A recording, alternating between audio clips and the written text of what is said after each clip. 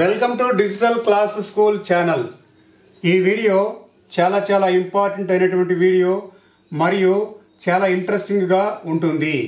అనేక రకాల కాంపిటేటివ్ ఎగ్జామ్లలోనూ మరియు ఇతర పోటీ పరీక్షలలో ఈ రాంబస్ సంబంధించిన ప్రశ్నలను ఎక్కువగా అడుగుతూ ఉంటారు.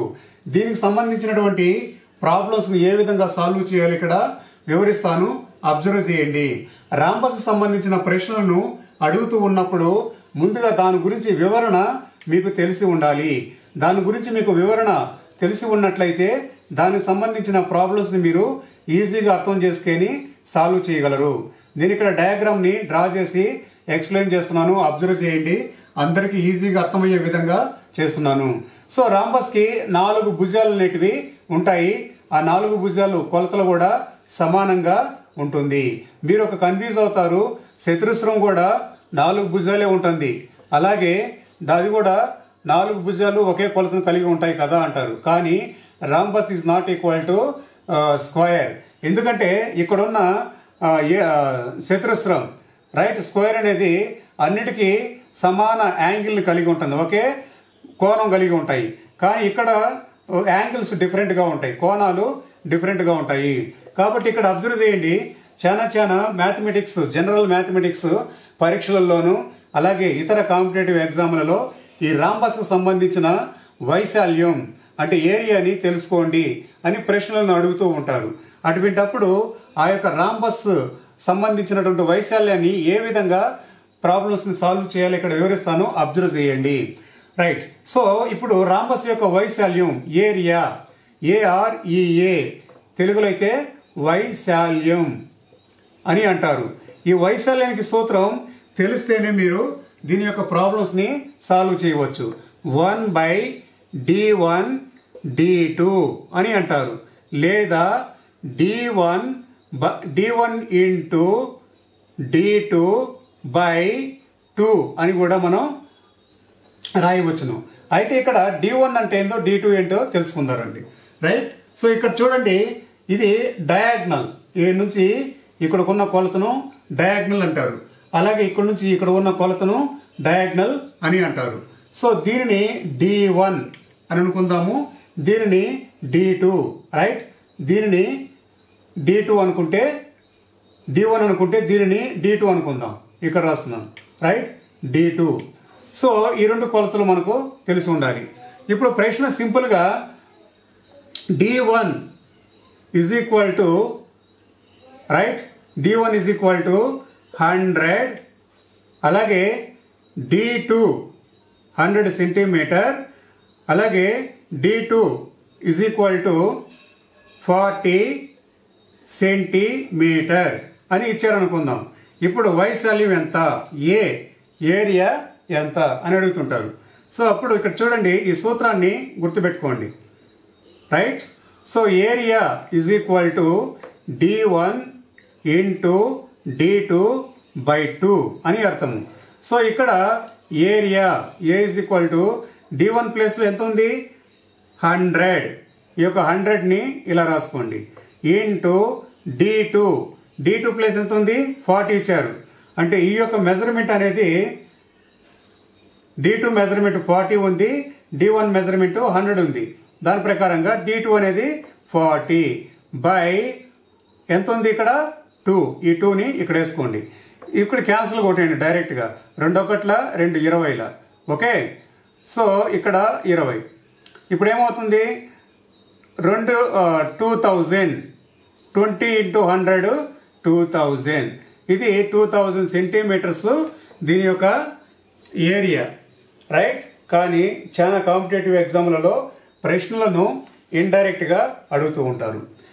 ఇక్కడ అన్ని రకాల స్టూడెంట్స్కి, అంటే నాన్ మ్యాథ్ స్టూడెంట్స్కి, మ్యాథమెటిక్స్ బ్యాక్గ్రౌండ్ లేనటువంటి వారికి, అలాగే ఎడ్యుకేషన్ ఎక్కువ గ్యాప్ ఉండి కాంపిటేటివ్ ఎగ్జామ్ రాస్తున్నటువంటి వారికి, మ్యాథ్ లెర్నర్స్కి, ఇలా అన్ని రకాల వారికి అర్థమయ్యే విధంగా ప్రతి స్టెప్ని ఇక్కడ రాసి నేను మీకు ఎక్స్ప్లెయిన్ చేస్తున్నాను. సో ఇప్పుడు ప్రశ్నను ఇండైరెక్ట్గా అడిగినప్పుడు ఏ విధంగా సాల్వ్ చేయాలో అబ్జర్వ్ చేయండి. ఓకే. ఈ సూత్రాన్ని ఇలా గుర్తుపెట్టుకోండి, ఈ సూత్రాన్ని ఇలా రాసుకోండి. ఇప్పుడు ఇండైరెక్ట్గా ప్రశ్న ఏ విధంగా అడుగుతూ ఉంటారంటే, ఏరియా ఇచ్చేస్తాడు, ఈ ఏ. ఏరియాని ఒక 400 సెంటీమీటర్ అని అనుకుందాం. Area 400 centimetre. అలాగే D1 ఈజ్ ఈక్వల్ టు అంటే వన్ డయాగ్నల్ యొక్క మెజర్మెంట్ అనేది 200 సెంటీమీటర్, లేదా ఇక్కడ 100 సెంటీమీటర్ అనుకుందాం. 100 సెంటీమీటర్. ఇప్పుడు D2 వాల్యూ ఎంత అని అడుగుతారు. ఓకే, ఇది ప్రశ్నను ఇండైరెక్ట్గా ఈ విధంగా అడుగుతారు. కన్ఫ్యూజ్ కాకండి.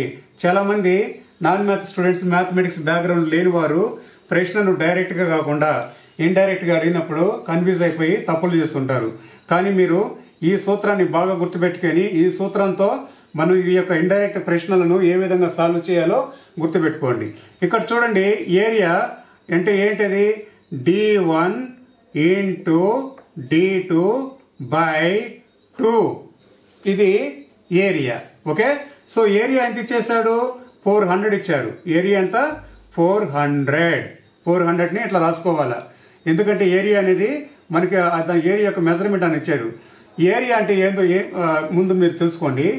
ఏరియా అంటే ఈ యొక్క రాంబస్లో ఉన్నటువంటి ప్లేస్, ఇదంతా ఏరియా అవుతుంది. ఇదంతా కూడా ఏరియా అవుతుంది. రైట్, ఈ విషయాన్ని కూడా మీరు తెలుసుకున్నట్లయితే మీకు ఈ ప్రాబ్లం అనేది చాలా ఈజీగా అర్థమవుతుంది.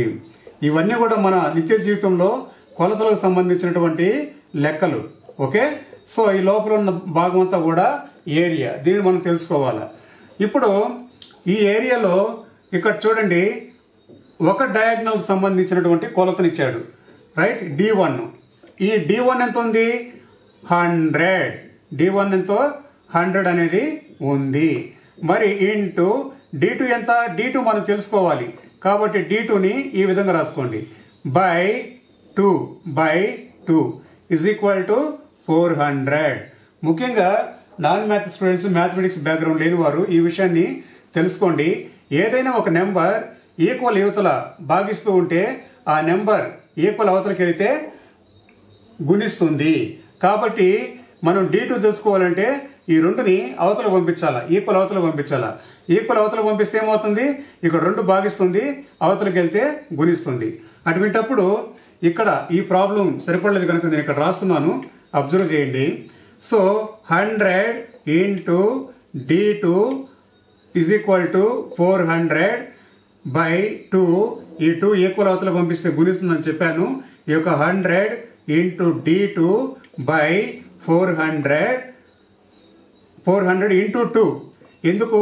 ఈ 2 అనేది ఇక్కడ భాగిస్తుంది, ఈక్వల్ అవతలకి వెళ్తే గుణిస్తుంది. కాబట్టి 400 ఇంటూ 2 ఇలా రాసుకున్నాము. సో ఇలా రాసుకున్నప్పుడు ఈ యొక్క 100 into D2 is equal to 400 into 2 ఎంత అవుతుంది? 800. ఓకే, అలాగే ఇప్పుడు ఈ యొక్క D2 వాల్యూ తెలుసుకోవాలా. D2 వాల్యూ తెలుసుకోవాలంటే ఇక్కడ చూడండి, ఈ 100 అనేది ఇక్కడ గుణిస్తూ ఉంది, ఈక్వల్ అవతలకి వెళ్తే ఏమవుతుంది? భాగిస్తుంది. కాబట్టి ఈ యొక్క 100ని అవతలకు పంపించేస్తే D2 మాత్రమే మిగిలి ఉంటుంది. కాబట్టి 800/100. రైట్, సో వీటిని క్యాన్సిల్ కొట్టేస్తే 8 మాత్రమే మిగులుతుంది. ఇది D2 యొక్క కొలత సెంటీమీటర్. రైట్, సో అందరూ డిజిటల్ క్లాస్ స్కూల్ ఛానల్ను సబ్స్క్రైబ్ చేసుకోండి. మేము రెగ్యులర్గా ఈ ఛానల్లో వివిధ రకాల ఎడ్యుకేషనల్ వీడియోస్ని అప్లోడ్ చేస్తూ ఉంటాము. ఆ వీడియోస్ అన్నీ కూడా మీకు ఆయా సబ్జెక్టులో నాలెడ్జ్ని డెవలప్ చేసుకోవడానికి, అలాగే కాంపిటేటివ్ ఎగ్జామ్స్కి ఎంతగానో ఉపయోగపడతాయి. ఈ వీడియోని లైక్ చేయండి, అందరికీ షేర్ చేయండి. Thank you for watching this video. Thank you very much.